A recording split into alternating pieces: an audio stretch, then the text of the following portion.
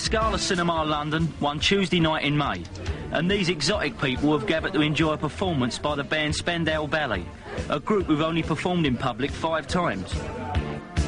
I mean, to set the scene, I mean, we're in Tottenham Street now, so you've got to imagine we were living the part, right? So, you know, we were turning up, me and John, with all the gear with our cars and stuff, dressed in the full Monty. I mean, we lived the part, it wasn't just an act. And, you know, you can imagine all these weirdly dressed people humping bits of equipment down at the Scala Cinema. Listen to the portrait of the dance of perfection, the Spandau Ballet. You got to remember that for us, playing the Scala Cinema with the 20th Century Box crew filming us was, you know, it was like, this was our big day. This was, you know, the band were getting married type thing. So everything had to be well planned out, the wedding cake and everything else. And we want to make sure that everyone knew their role for the day, so that we were going to make the best impression for the TV people, and that would lead, hopefully, to record company interest. And that's what we were looking for all the time.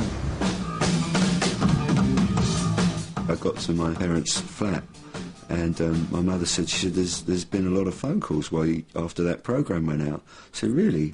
She said, who from? She said, well, there's CBS, A&M, Chrysalis, and there was on my mother's telephone message pad, there was every record company in London. You've spent nights dreaming about being a pop star, being, you know, number one, being a pop star, number two, getting signed up to a record deal, you know, and having the ability to go and go, look, Mum, I've got my first album, my first single. Is like, that's the total business. I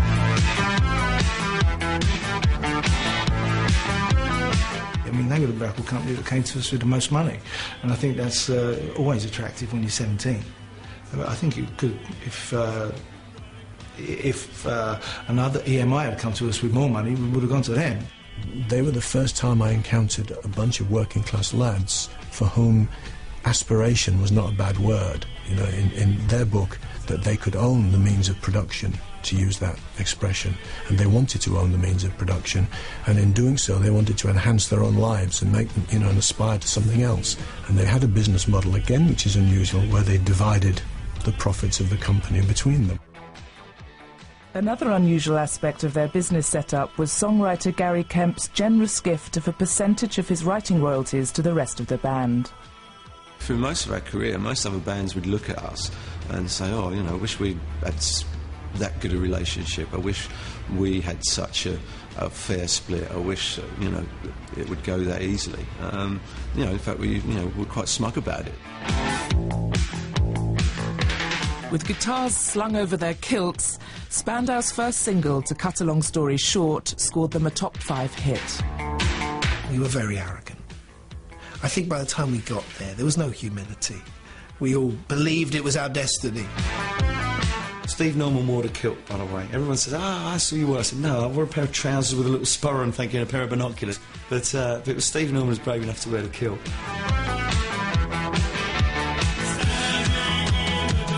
Oh, Tony needed encouraging. Yeah, you know, to get Tony to wear different stuff, he needed a lot of encouraging. But he did it in the end, you know. But he was always about a year behind. You know, he'd always get into it about a year later. We say, no, but Tony, it's moved on. You know, it's kind of jodhpur look now. He said, oh no, I've just got into the tartan thing.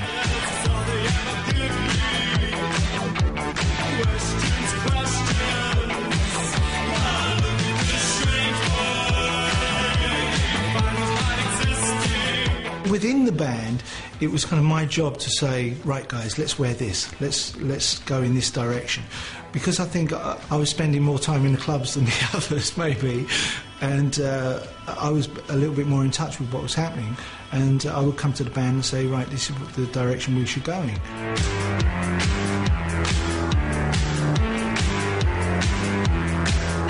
Spandau Ballet were now the darlings of the new romantic scene. With the video for chant number 1, they gave the rest of Britain a glimpse of their exclusive world.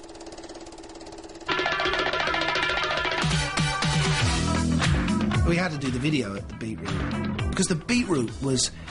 Now, everyone wanted to be in London and go to this club. This was the centre of what was ever happening in social youth life in 1981. This was the place to be.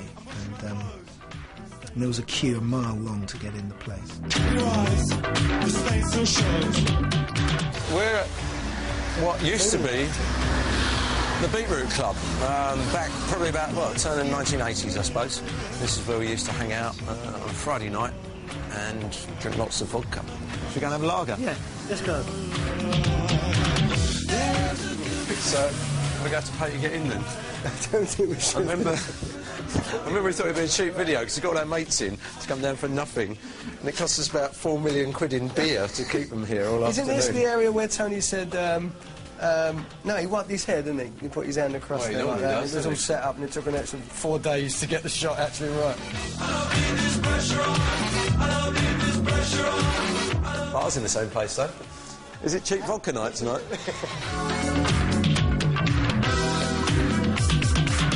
Captured a moment in British social history. It captured exactly the background we were coming from at a club that was really in the news at the time. When did we film the video? It was during the afternoon, wasn't it? During the afternoon, yeah. And we managed to persuade all our mates to get up early, before the crack of noon, to come down here, to send out for more beer at some stage. There was a sense of being at the forefront of something new and exciting. And then there was the TVs behind the bar with the alley fight, wasn't there? Cassius Clay, yeah.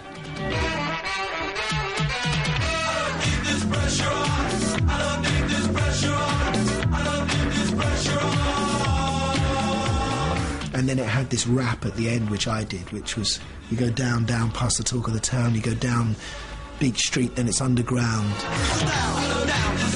Soho life for this mobile knife, it's the place to shoot Friday Night Beetroot.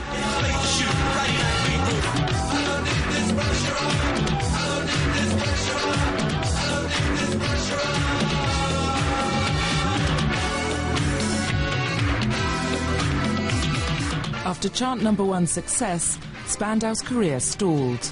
In the fickle world of 80s fashion, the new romantic scene was now passé. It was time for Spandau to move on. Our aim was to become as big as the Rolling Stones. It was never to be like this kind of subversive kind of underground band that was going to stay locked in Covent Garden. We wanted to be Rolling Stones. We wanted to be the biggest band in the world. We couldn't have obtained that by continuing playing exactly the same sort of music that we did on those first 3 singles. And so there really was only one way to go then, and for me that was to let all of that go, to not worry about trying to be hip, trying to be part of the scene, but to be brutally commercial, really.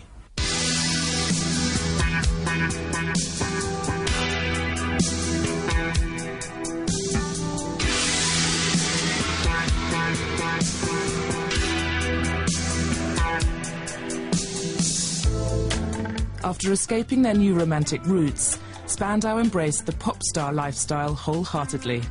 Their first move was to the Bahamas, where they began recording their 3rd album. Mr. Tony Hadley, another one, quick one. So much into her life, she took so much out of it. For me, it was a holiday. For the other guys, it was a way to escape and to record this laid-back album. But all I could think about was the beaches, to be honest. Recording the Bahamas, laid back, a bit cool, a bit reggae-ish, you know. We'd get up and have our breakfast and sit by the pool for a couple of hours and go and record a few things. The Bahamas trip produced the required new musical direction. Spandau's songwriter Gary Kemp came up with a mellow soul light sound that hit the right note for the Playboy aspirations of the mid-80s. The album True spawned 4 worldwide hit singles, most notably the title track. We were slightly nervous about it. It was a big step, you know, from these flamboyant characters. We were now releasing a ballad, and we were wearing suits. Another image change. And whilst we knew it was a good song, we knew it was a little bit of a risk. True was an extraordinary moment recording it. You know when a song is working, there's something about it. I don't know what it is that is inexplicable.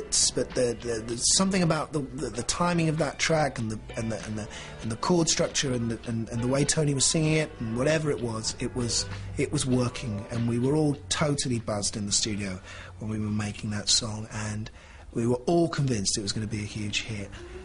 It would be our single. I know there's much is true. Obviously, it's a bloody good tune, so it really took off. I mean, yeah, number 10 and then number 1 in England straight away. And I remember, like, John, Steve and Gary Martin just bursting into my room. 7 o'clock in the morning, I was like, we're number one, champagne everywhere. We were pop stars, simple as that.